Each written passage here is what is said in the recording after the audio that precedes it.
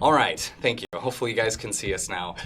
So yes, as I mentioned, today is our Odoo Inventory AMA. I'm joined by Ray, our technology evangelist. And so if you have any questions regarding inventory in Odoo, send them in the chat, or you can always send us an email afterwards. We are at webinars@odoo.com. So go ahead this time. Take it away, Ray. Okay, thank you, everybody. So I mentioned that we received some questions right before we started, and I'm going to start there. The first one is, does Odoo handle dropship without needing to bring inventory into stock? So dropship, for those of you who don't know, is where a vendor sends items directly to your customer. And yes, Odoo supports that without to bring inventory in stock. If the inventory is going directly from your vendor to your customer, then it doesn't actually come into your warehouse. So let me show you that. You can see on the screen, this is the Odoo demo database. So we already have some demonstration data in here. And you can see there is a dropship chip on the warehouse dashboard here. This is where the dropship stock transfer will show up. And I will create one of those and show you how that works. So we start with we can start with a purchase order. We can start with a sales order. I'm going to install the sales application so that we can start with a sales order. And the idea here is that you sell something to your customer, you don't have it in stock. Your vendor has it in stock, but instead of your vendor sending it to you and then you turning around and sending it to your customer, you're going to have your vendor ship it directly to your customer. So we just need to check out in our purchase application settings that we have the dropship configured. So you can see at the bottom here under our logistics section that drop shipping has been checked. So that means I can go into the I can go into the sales application. And I just want to check that I have a product that supports dropship. So I'm going to filter my products here. And I'm just going to see if anything contains dropship. I don't see it here.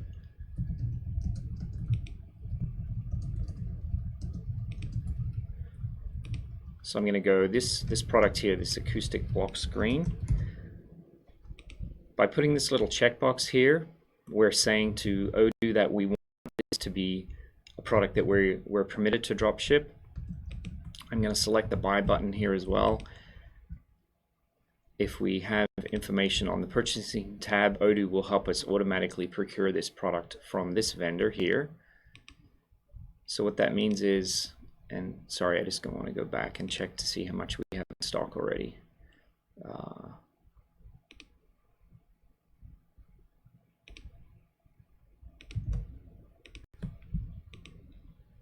Okay, you can see we have 16 on hand here. And I'm going to also check make to order, which means it's going to ignore any inventory in stock, and it's going to purchase this specifically for this order, and it's going to purchase it through the dropship route. So hopefully this will make more sense when you see it. So we go to our sales order. We're going to create a quotation here for our customer. Odoo allows us to create customers on the fly. Something new at version 12 is auto-completing the customer information. So here it can fill out the website, the address, whatever it picks up from the service that we use. I'm going to put the product that we set up as dropship on the sales order here. I'm going to confirm our sales order. So it's pretty quick. I just had to enter the customer and the product. You can see here that the sales order is going to maintain information about what is delivered and what is invoiced when this customer is ultimately charged for the product. This is sales order 36. So if we go into our purchasing screen, request for quotations, which are draft purchase orders, you can see at the bottom here that Odoo has created this particular purchase order number 8, with sales order 36 here. And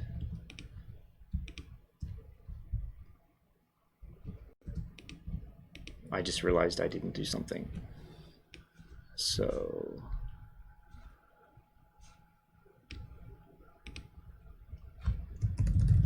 I'm going to do that again.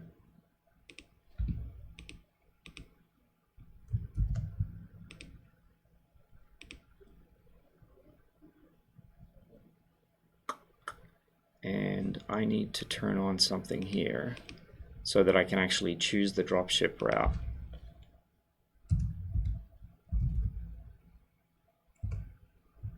So here there's a setting, order specific routes, apply special routes from orders. So once that setting is turned on, I can actually choose the dropship route in the sales order. That was the piece I should have done at the beginning.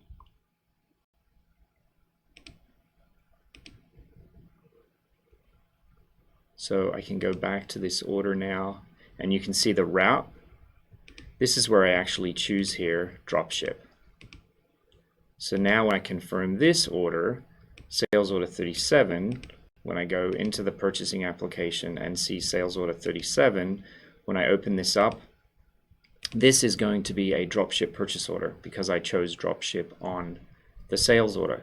So when I confirm this, unlike a normal purchase order, what it's going to create in the warehouse is a dropship receipt. So you can see that here. When I click, you can see this dropship document.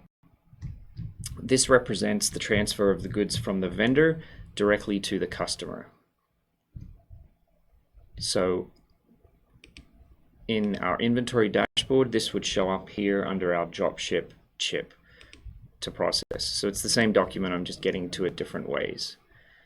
And when I validate this,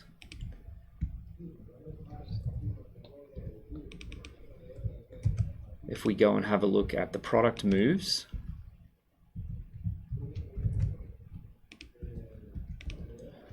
you can see that it has taken the product directly from the vendor location to the customer location. So we never received this into inventory.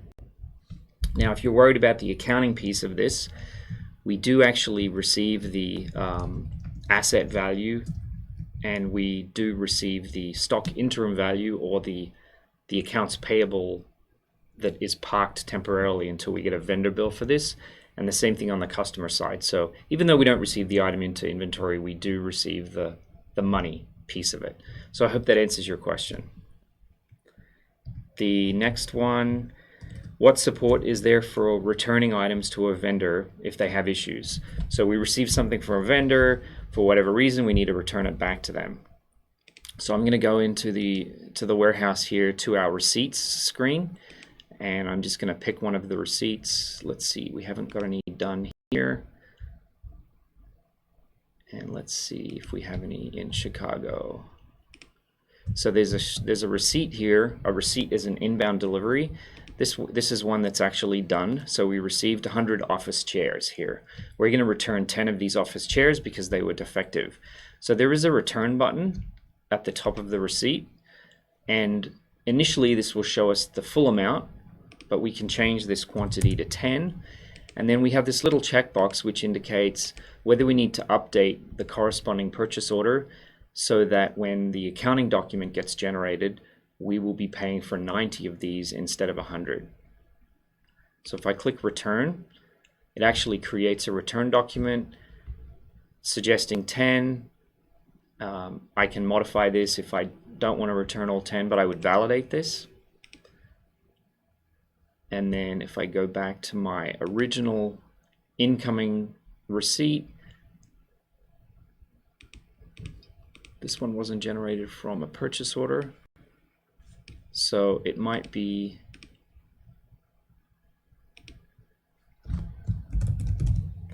sorry,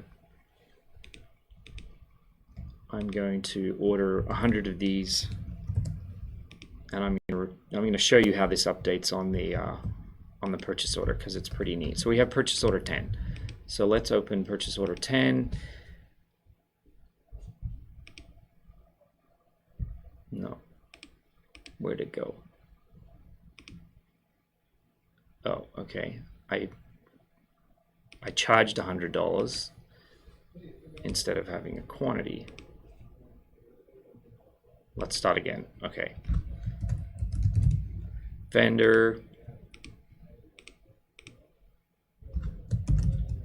Let's do the office chair. Quantity 100.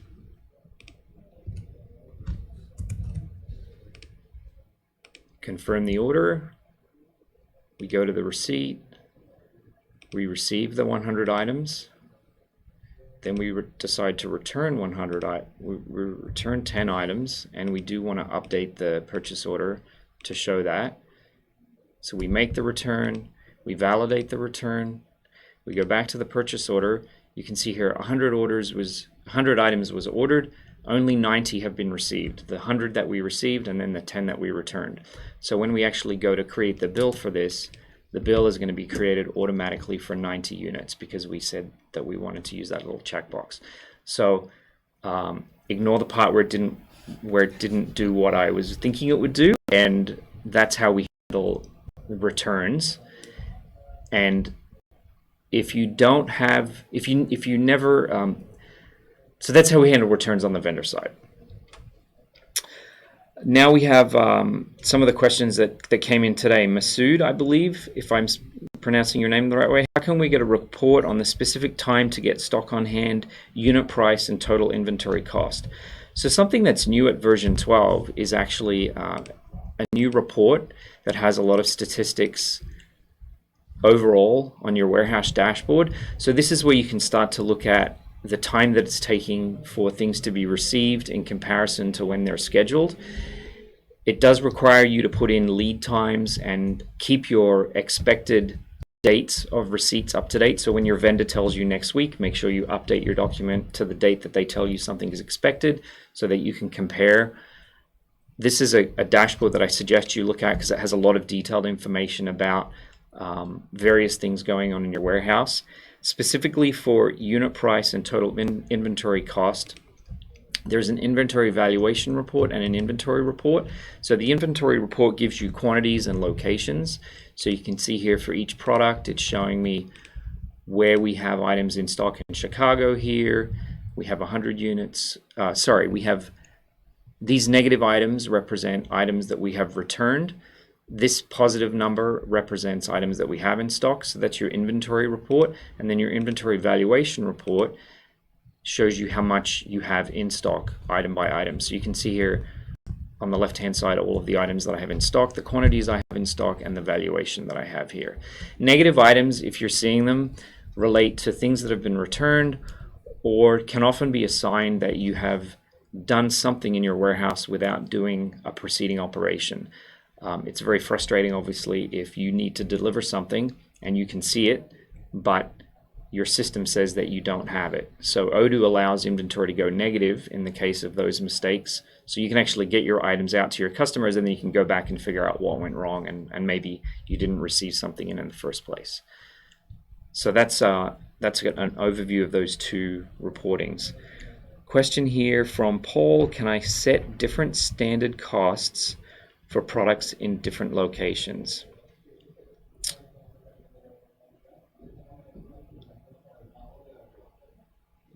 So I do not believe you can. I'm going to look at that, and maybe if you can send an email to webinars@odoo.com so I can get your contact information. I know of one standard cost supported in Odoo.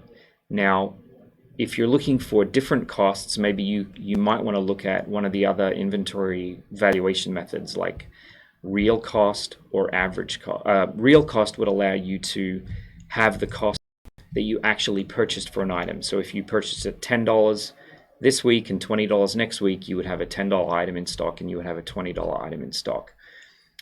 So if you can, if we can have an email conversation about maybe a little bit more background about why you need that, if it's related to manufacturing or not, and then I can look to make sure that there's no other way to do that. But I believe the answer to that question is no. Shelton's question, which is the best way to manage inventory for sheets, rolls, etc., where the materials are cut in a die cutter and the rest of the unused material goes back to inventory?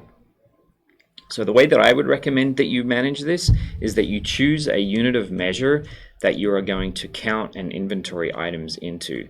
So if you're talking about sheets and rolls, that could be feet, that could be meters. those are the units that you should choose to define your products into, and then you can purchase those in larger amounts and you can push them through your manufacturing process, and you will always be able to put back into inventory 6 feet, 12 feet, etc. So let me know if that answers your question, Shelton.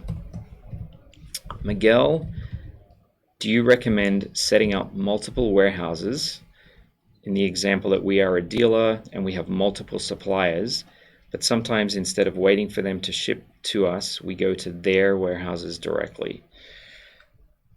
Okay, so I would recommend that you set up multiple warehouses where you actually have multiple warehouses in the real world. So if you have different physical places, either at your own facility, or if you're wanting to model inventory at your vendors, set up one warehouse for each of those. It does depend on the specific functionality that you want, but generally multiple warehouses are needed where you actually have multiple warehouses in the real world. So if that doesn't answer your question, then you can email webinars and let me know specifically what additional functionality you would be wanting there. Mark McLeod, can we log inventory that is not purchased through Odoo? So you can log inventory that is not purchased through Odoo, if I'm understanding your question correctly.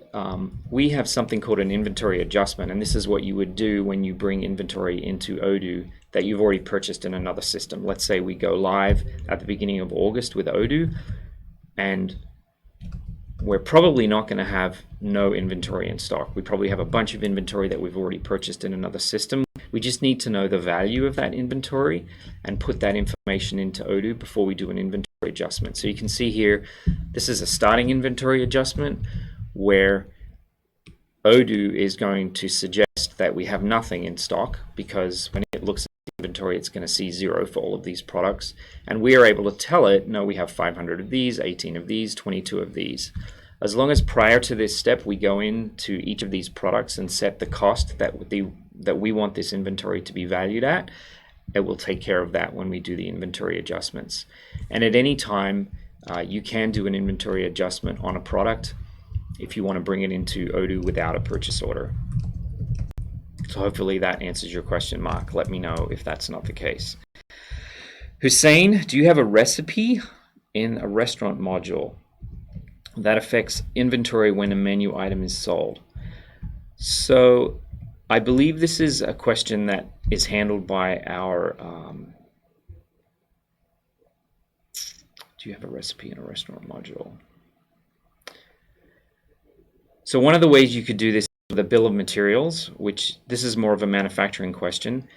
On the bill of materials, you would put down the different items on your recipe. So if our restaurant was selling a sandwich, the recipe might have bread, meat, cheese, and when you sell the sandwich, you want the kitchen to be told you need to take the bread, the meat, and the cheese and put it together, make a sandwich, and those items would come out of stock. So if we do a very quick example of that, because I know we've used up about half of our time, so I'm going to do this super quickly. I'm just going to install our manufacturing module here so I can do that. And what I haven't installed here is the point of sale module, which is probably what you would be using in a restaurant, but that's another piece of Odoo that you can turn on and integrate with the rest of the system. So in manufacturing here, you can see that we have bills of materials. So we have this table kit here.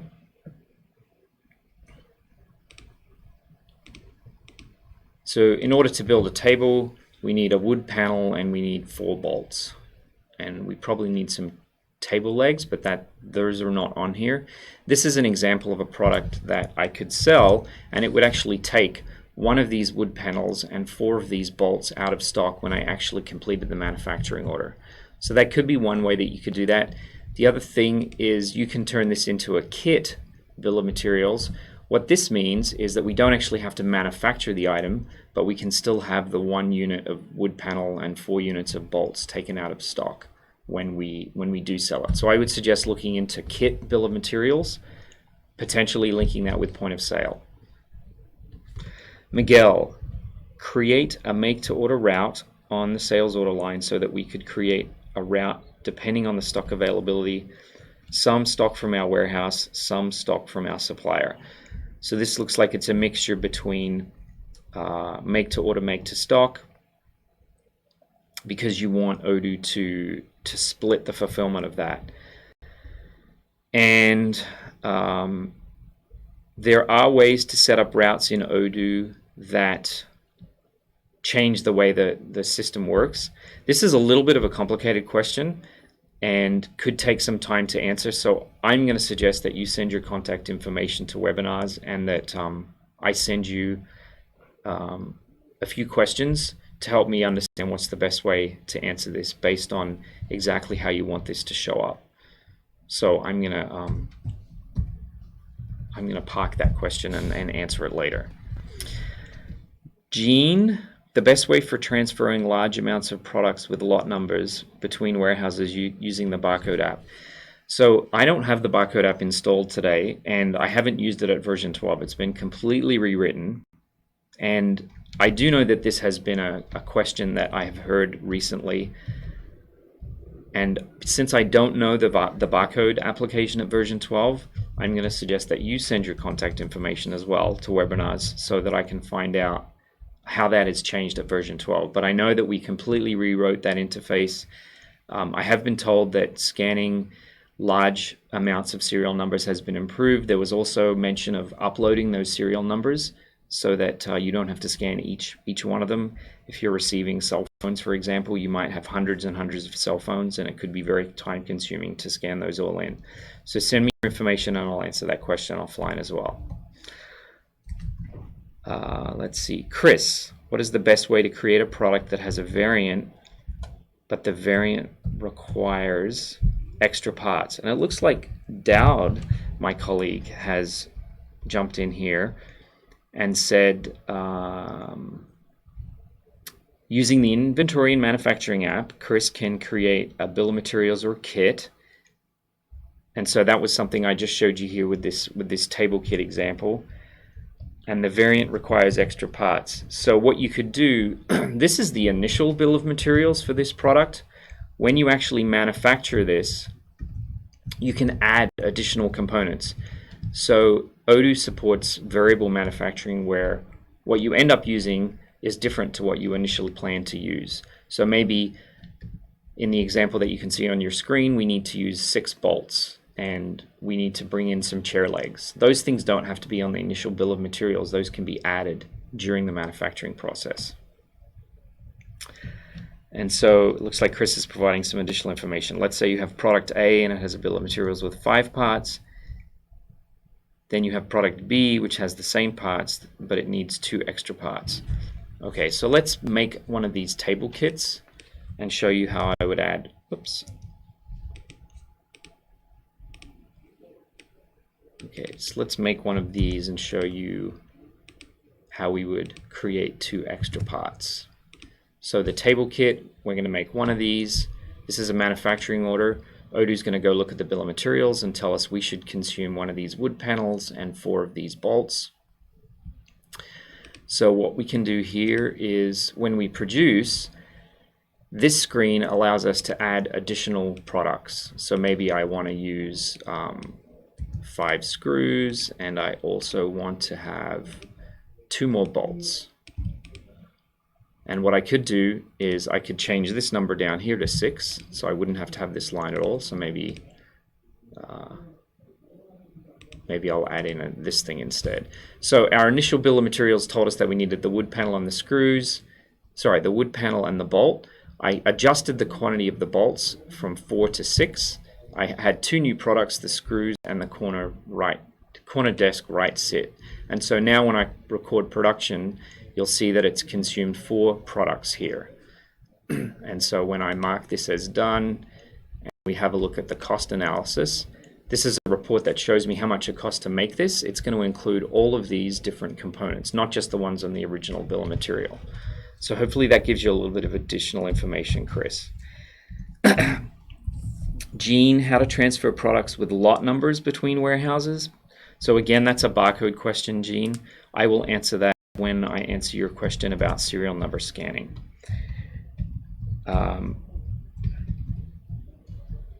German, how to affect analytic accounts on inventory value when doing internal transfers.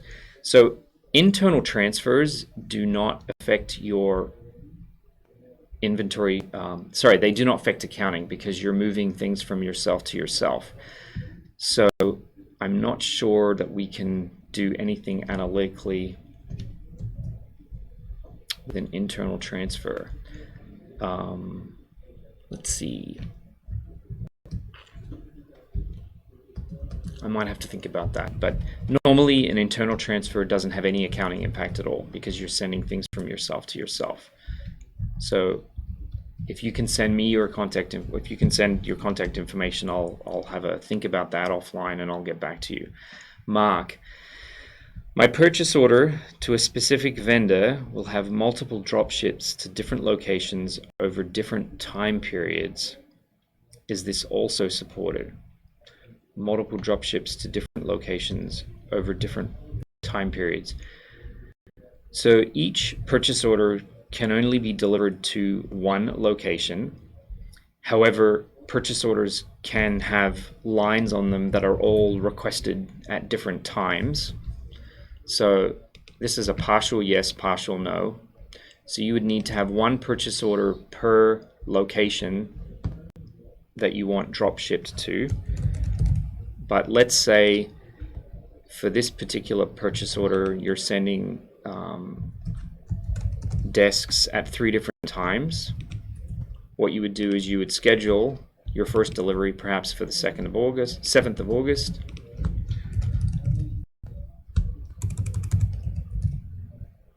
You would schedule your next one maybe for the 20th of August, etc. And so you can build up on each purchase order for each line a different scheduled date.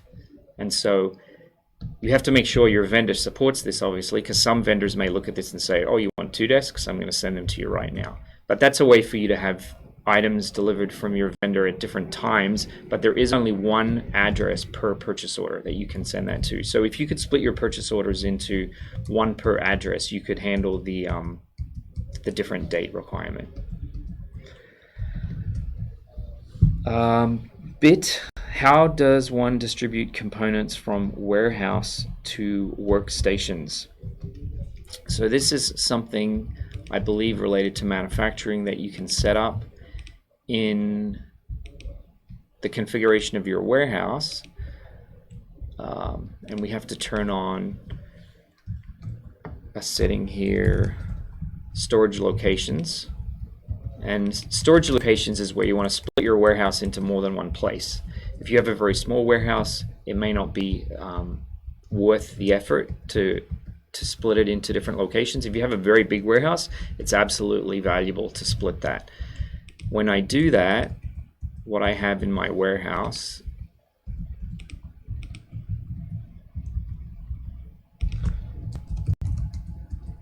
storage locations. Okay, I just want to see there's something else I think I need to turn on here.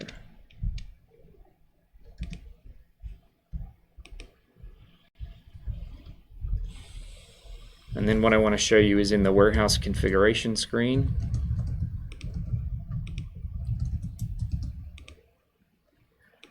What you can do here on the right hand side, manufacturing, new at version 12 has multiple steps available. So what you can do is manufacturing with one step just assumes that your workstation and your inventory area are in the same place and that you don't need to actually move items. However, you could do a 2-step or a 3-step process. 2-step process means there is actually a picking operation from your inventory to the area where your workstations are. And 3-step is there's a picking process to the workstation, and then there's a manufacturing step and a storage picking to get the items back into inventory. So hopefully that's answering your question there a bit. FraxNet technology, how to track empty or filled stock for sales of gas containers that get replaced with empty containers from customers. So you are selling gas in a container and you're getting a container back from the customer. So what might work here is, if you were watching earlier when we did the return to a vendor, the same thing might work on a customer order. So let's try. So I'm going to pick my customer here, and I'm going to have a product called gas. And so I would need to set this up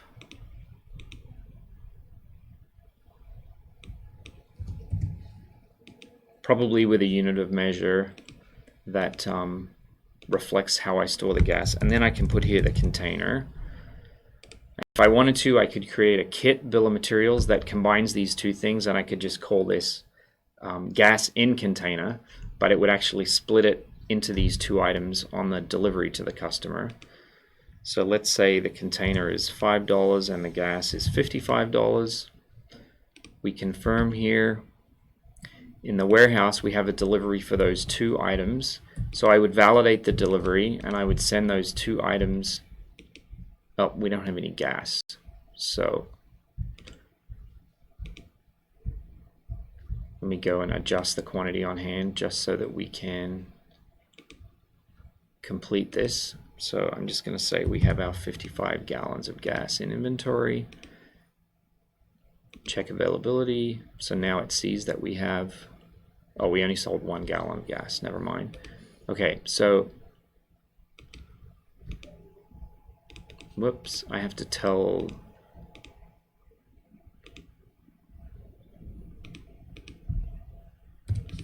okay, so here's our 1 gallon of gas. So we're sending the gas and the container to the customer, and then we click the return button and we receive, if I get rid of this line, we receive the container back from the customer, and then we can choose whether we want to have that affect the sales order or not. That might be one thing you could do to check out whether that meets your requirements or not.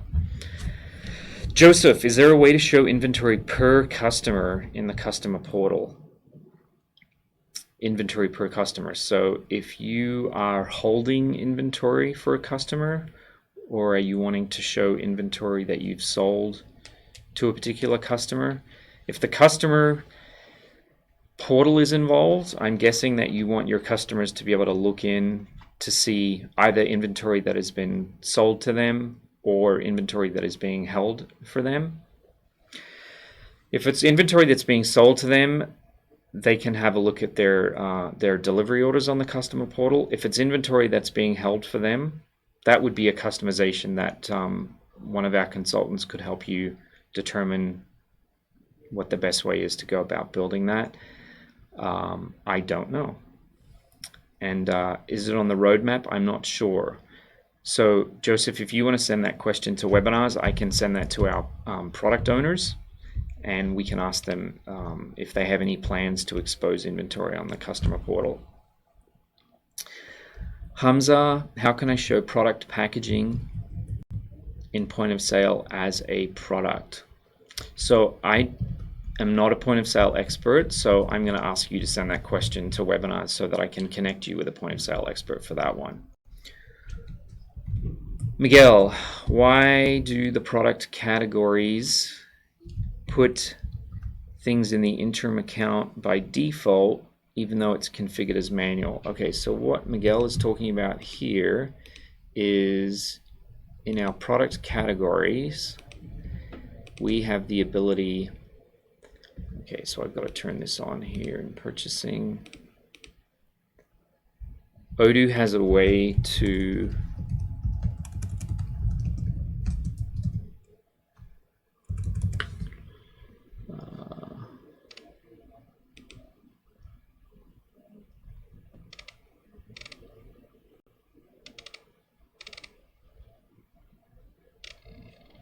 it has a way to store the information about the cost of your inventory in these temporary accounts called inventory accounts. So we have costing method is standard price here. Why don't I see?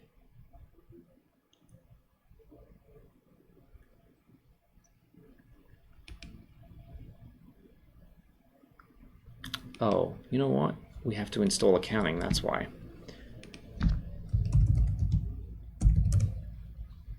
Okay, so where's our accounting application? So his question is related to why does it put it in the interim account by default even though it's configured at manual? Okay, so if you're configuring your inventory valuation as manual,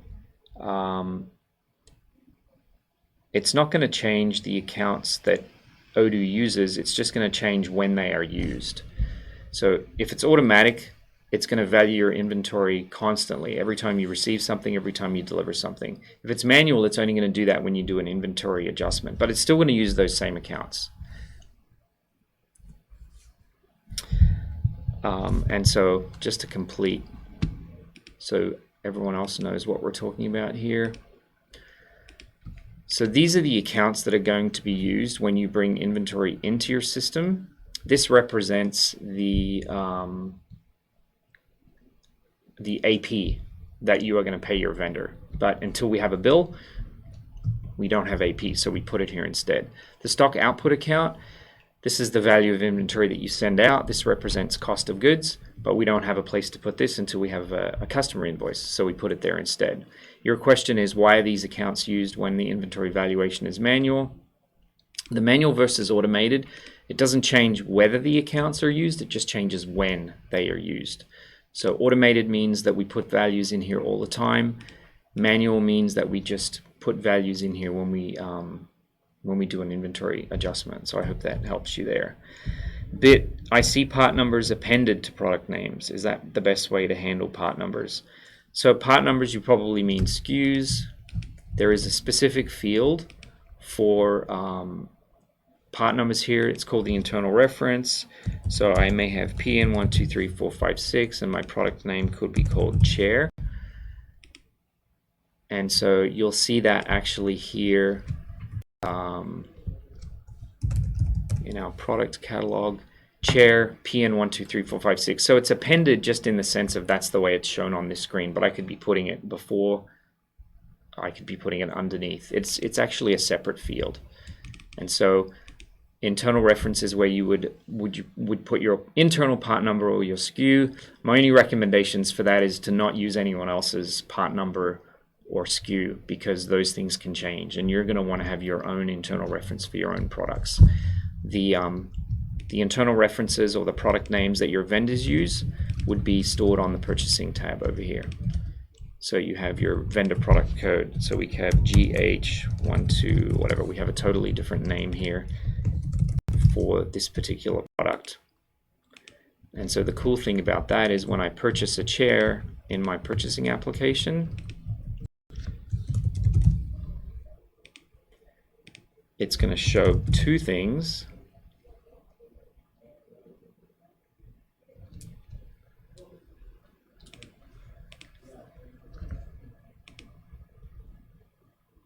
It's going to show my product number and it's going to show my vendor's product number.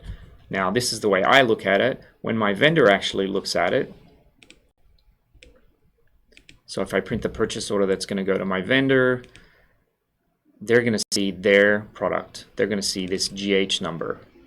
But in Odoo, I'm going to see both to reflect that there's two different part numbers. Okay, will the product purchase price change on the product form after every purchase from the same vendor? This is Jean-Philippe. So it will only change. So let me actually show how this works here. So if we create a brand new product,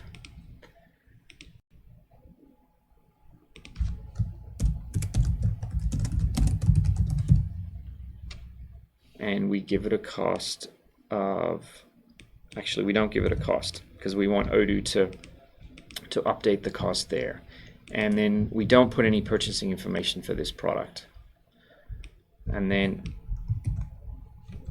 I purchase this product, so right now the purchasing cost, the cost of this product is 0, and Odoo has no purchasing information available. We didn't put a vendor, whoops, we didn't put a vendor on the product when we set it up.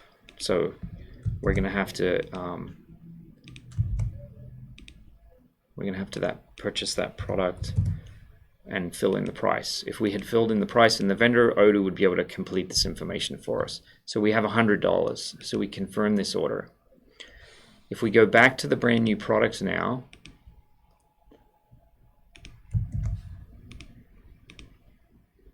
okay, it hasn't updated the cost information because we haven't received it yet, but what it has done is on the purchasing tab, it's filled in the vendor information here with the price that we put on the purchase order.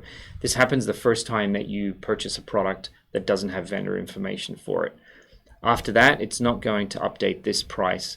However, depending on the way you have your product category set up, this cost will be updated if you choose a valuation other than standard. So let me just show you where you do that.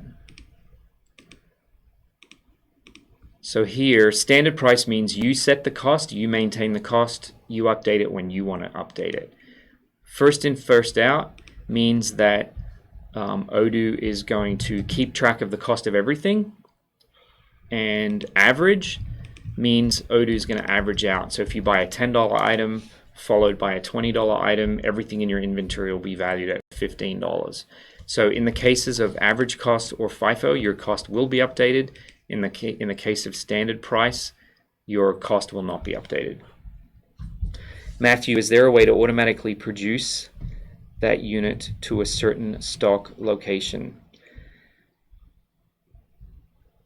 So Matthew, I would recommend what you do is that you set up your 3-step picking in the manufacturing process. You pick your components, you make your components, and then you store your components. In that 3rd step, the store component step, that is where you would choose the certain stock location that you wanted to send things to.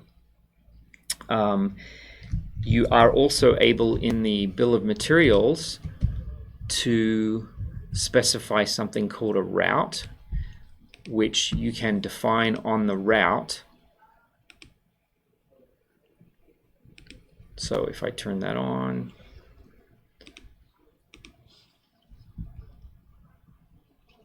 you can specify the location that a bill of materials will default to if you wanted to have some automation around that. So let me show you that real quick. And let's do, as we update,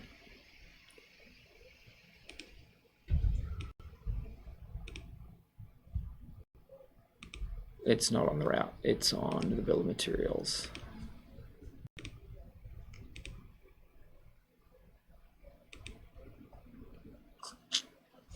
No, it's on the manufacturing order.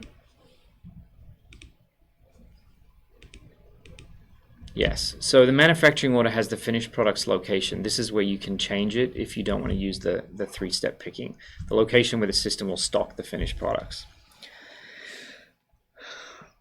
I'm not going to try and pronounce this next person's name because I know I'm going to get it wrong. Can you show me inventory valuation report by location? So in the inventory application, we have inventory valuation by location. Oh, no, we don't have that yet. That's something I believe that is on the roadmap for version 13.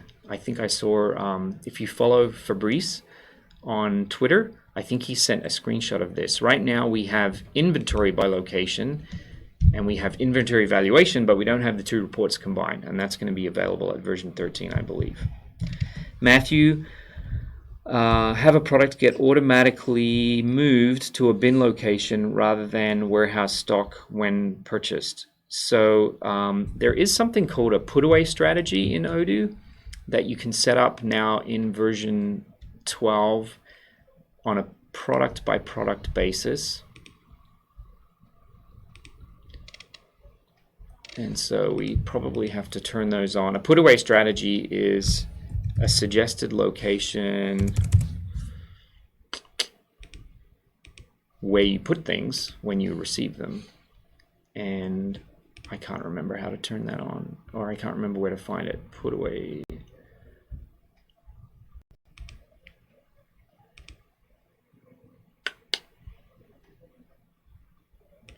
No, I'm having a brain spasm right now, so send me an email and I'll figure it out. But there is a way for you to specify for product categories or products a bin location that you put things. It's called a put away strategy. Vinod, how to issue material which is consumed during a depot repair. So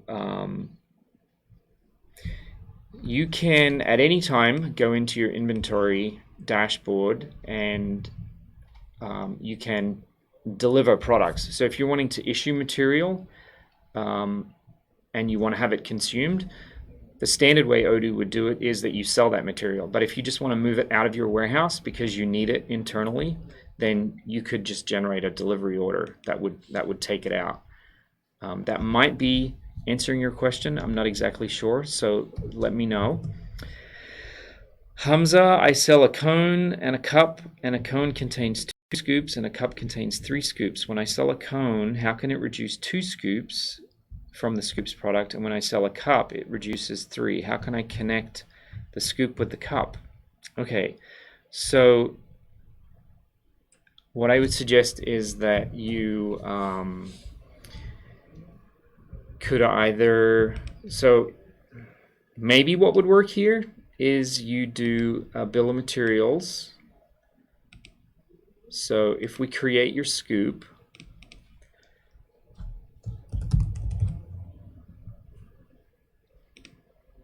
and then we create your cup, and your cup is going to be a product that you manufacture with a kit bill of materials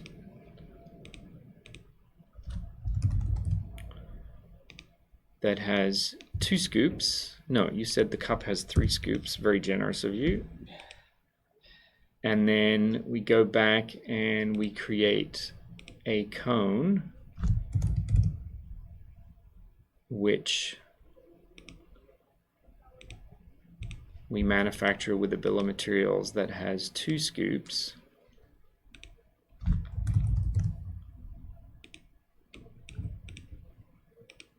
Okay, and so now let's see if this works.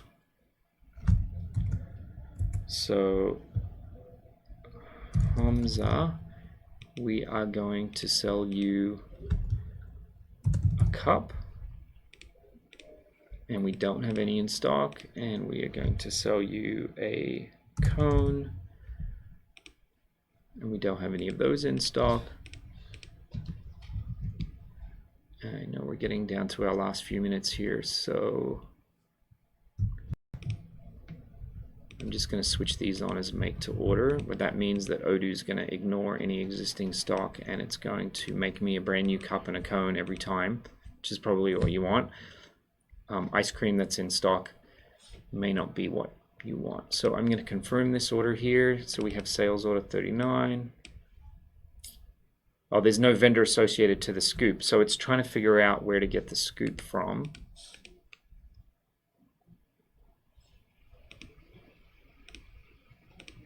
So let's just bring some scoops into stock real quick so we don't have to deal with that.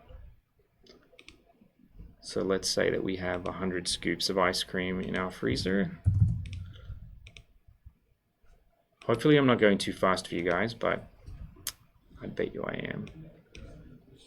Okay, so there's something that I haven't set up here related to the vendor, but the idea here is that in manufacturing we have 2 bills of materials that are kits. For your cone we use 2 scoops, for your cup we use 3 scoops. And if this was set up correctly, it would take 3 scoops out of stock for every cup that you sold, 2 scoops out of stock for every cone that you sold. Nabil, I have a car retail store. How would I categorize my inventory items? For example, I have a car brand Audi and different types of models, A3, A4. Can you show me how to categorize these in inventory? So let's see, there was an application that we had.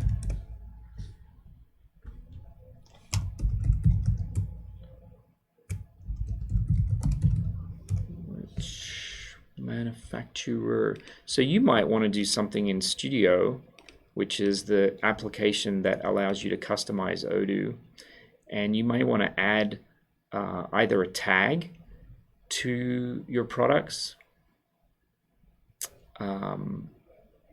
and you can have the manufacturer as a tag,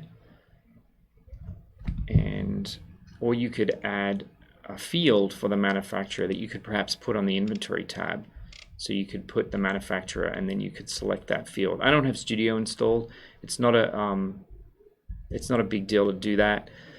In the interest of time, I'm going to ask that you send me and send an email to webinars if you want me to show you how to do that. I can do that via email. Alex, does the warehouse have a forecast to which items we need to buy in the next 2 to 3 months based on our usage? So that's a great question, Alex.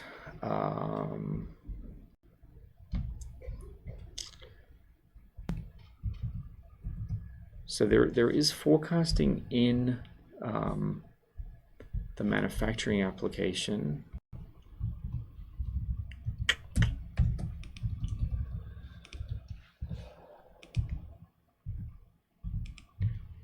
And it keeps track of the forecast for particular products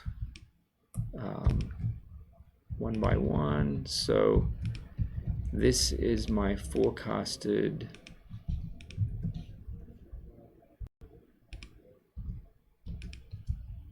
okay, so everything here has one forecast. If I was let's see.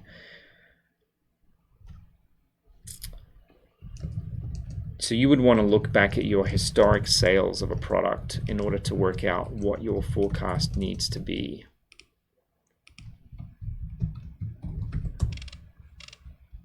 So I think here, quantity delivered.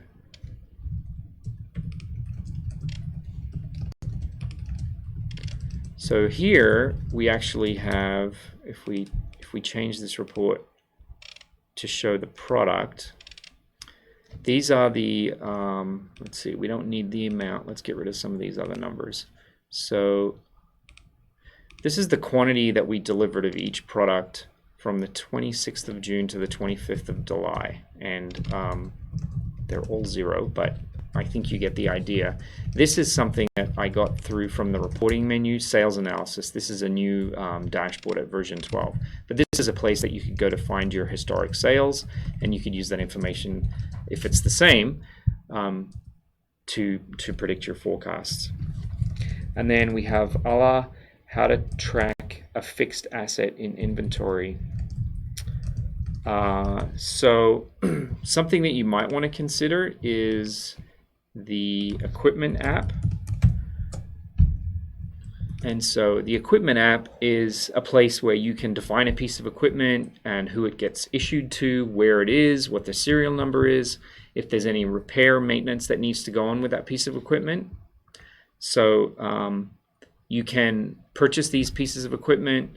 So you could handle the fixed asset piece here. But like here's a whole bunch of, these aren't fixed assets. Maybe this drill machine could be considered a fixed asset. But this is something that you could actually put on a purchase order and run through accounting on a vendor bill. And you can keep track here of the product information.